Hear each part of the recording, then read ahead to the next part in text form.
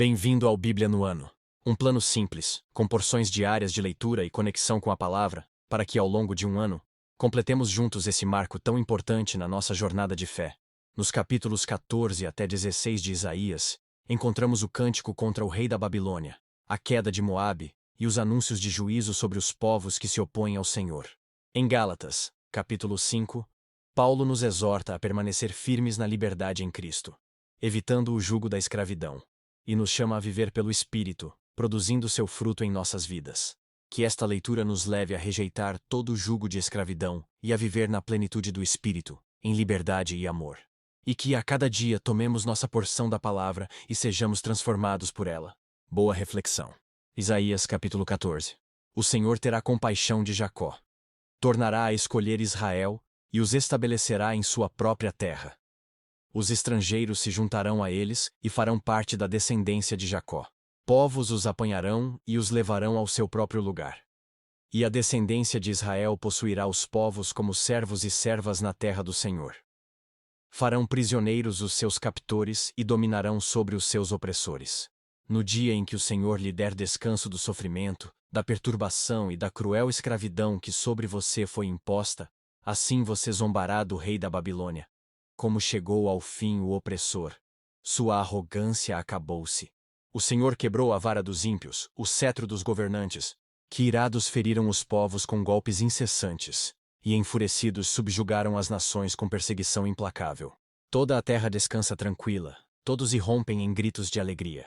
Até os pinheiros e os cedros do Líbano alegram-se por sua causa e dizem: agora que você foi derrubado, nenhum lenhador vem derrubar-nos.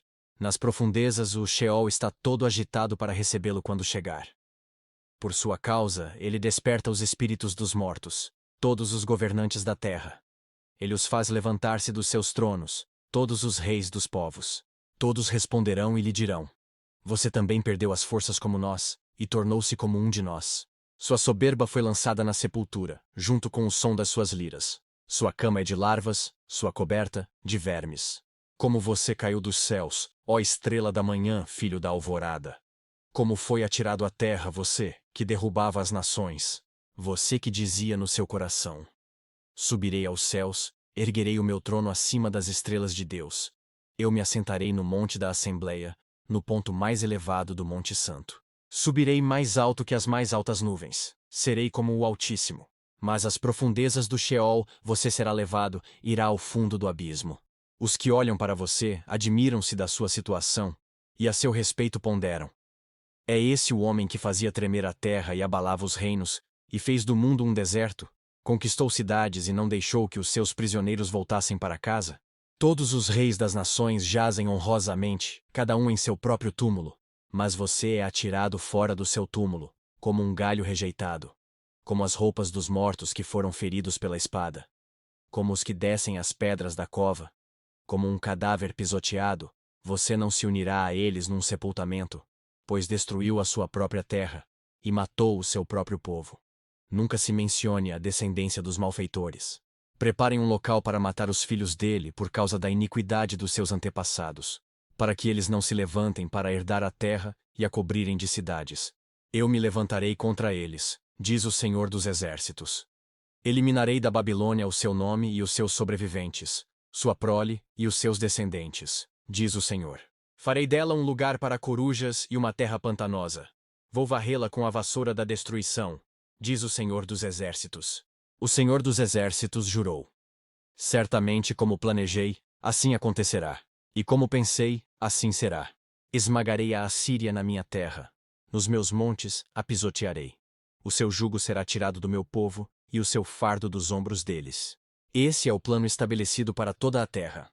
Essa é a mão estendida sobre todas as nações. Pois esse é o propósito do Senhor dos Exércitos. Quem pode impedi-lo? Sua mão está estendida. Quem pode fazê-la recuar? Esta advertência veio no ano em que o rei Acaz morreu. Vocês, filisteus, todos vocês, não se alegrem porque a vara que os feria está quebrada. Da raiz da cobra brotará uma víbora, e o seu fruto será uma serpente veloz. O mais pobre dos pobres achará pastagem, e os necessitados descansarão em segurança. Mas eu matarei de fome a raiz de vocês, e ela matará os seus sobreviventes. Lamente, ó porta. Clame, ó cidade. Derretam-se todos vocês, filisteus. Do norte vem um exército, e ninguém desertou de suas fileiras. Que resposta se dará aos emissários daquela nação? Esta: o Senhor estabeleceu Sião, e nela encontrarão refúgio os aflitos do seu povo. Isaías capítulo 15. Advertência contra Moabe. Sim, na noite em que foi destruída Ar, em Moabe, ficou arruinada. E na noite em que foi destruída Quir, em Moabe, ficou arruinada. Sobe-se ao templo em Dibom, a seus altares idólatras, para chorar. Por causa de Nebo e de Medeba, Moabe pranteia. Todas as cabeças estão rapadas, e toda a barba foi cortada. Nas ruas andam vestidos de roupas de lamento. Nos terraços e nas praças públicas, todos pranteiam e se prostram chorando.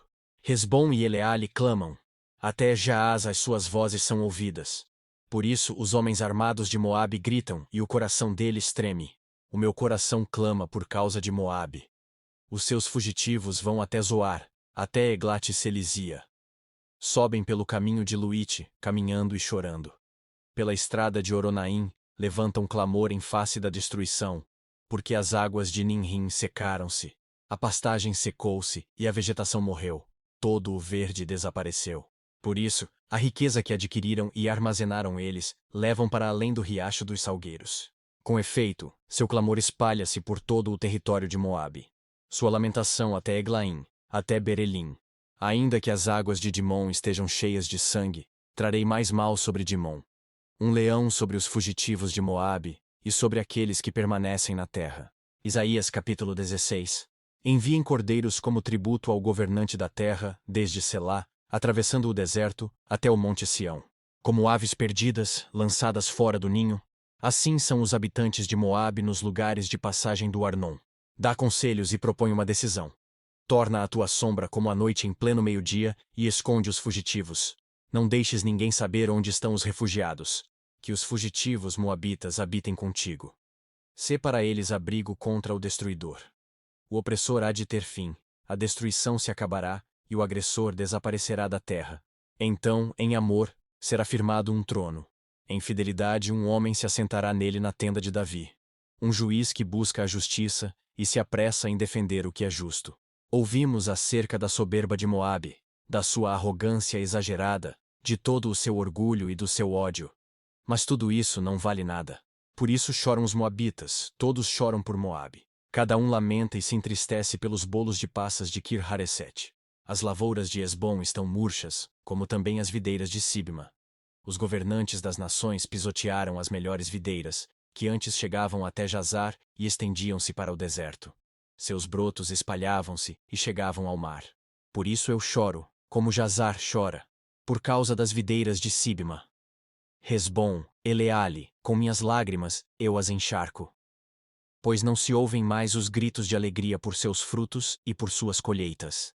Foram-se a alegria e a exultação dos pomares. Ninguém canta nem grita nas vinhas. Ninguém pisa as uvas nos lagares, pois fiz cessar os gritos de alegria. Por isso as minhas entranhas gemem como harpa por Moabe. O íntimo do meu ser estremece por Kir-Heres.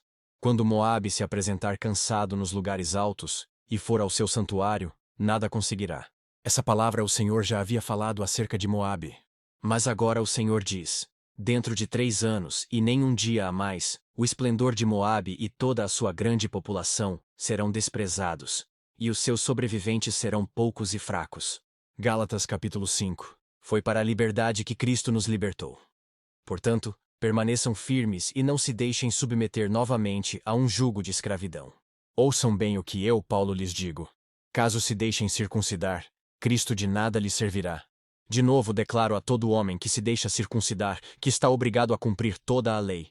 Vocês, que procuram ser justificados pela lei, separaram-se de Cristo, caíram da graça. Pois é mediante o Espírito que nós aguardamos pela fé a justiça que é a nossa esperança.